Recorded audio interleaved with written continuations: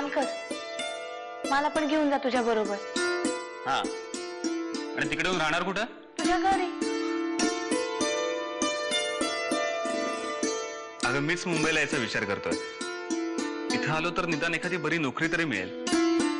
तिकडच्या पैशात आईच्या औषधांचा खर्च पण भागत नाही. या सगळ्याची सुरुवात त्या भवानी माईकडे जाऊन आल्यावरच झाली. आता मलाच काय तो सोक्ष मोक्ष लावला पाहिजे.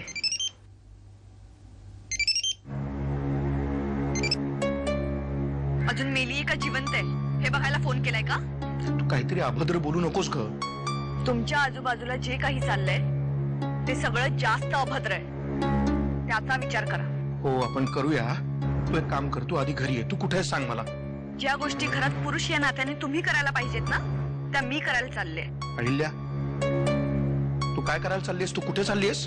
तिथे जिथे या प्रश्नांची उत्तरं दडली आहेत. हे बा अहिल्या, तू शांत हो. हा, घरी ये, आपण शांतपणे बोलू.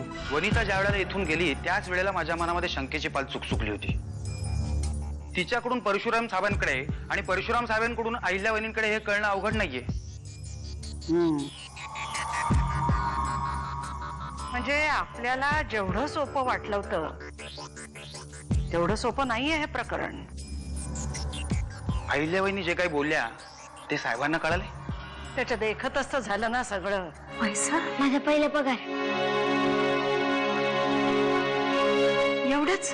हे बघ, तुझ्यासाठी आरसा आणि ताईला या रिबिनी. आता कुठं नेऊन देणार आहेस तिला या रिबिनी? जेव्हा भेटन तेव्हा देईन. माझ्या या खोलीमध्ये मी माझ्या स्वतःच्या हाताने काळा रंग फासलाय. त्यामुळे कोणी कितीही उजेड केला तरी मी मृत्यूला दिसणारच नाही.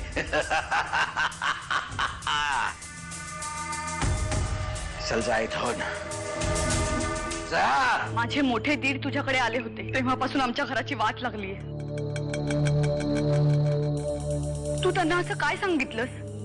त्यांचं जाऊ दे, आधी तुझं बोल. म्हणजे म्हणजे जे तुझ्या ओठात ते कुणाच्या तरी पोटात. हे असं कोड्यात बोलण्यापेक्षा माझ्या प्रश्नांची उत्तरं दे. तू त्यांना असं काय सांगितलंस? त्यांचं जाऊ दे, आधी तुझा विचार कर. तुझं काय होणार? काय होणार आहे माझं? पाय पुसणं. माझं पाय पुसणं करणारा अजून जन्माला यायचा आहे. संप विन्यास घमेंड कंसाची कृष्ण जन्मासी आला.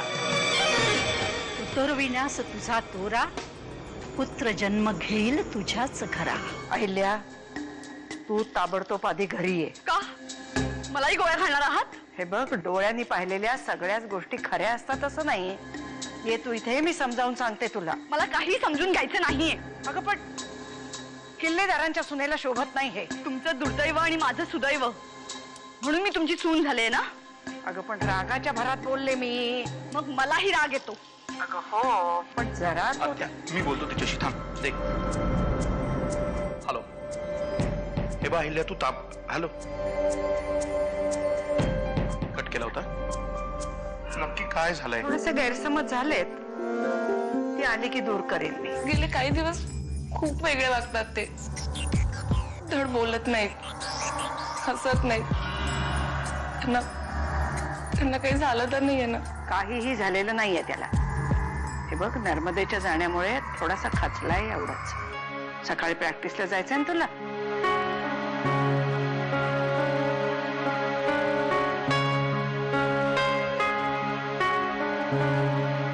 मोठ्या साहेबांच्या पेण्याबद्दल या घरात किंवा बाहेर कुणालाही काहीही कळता कामा नये.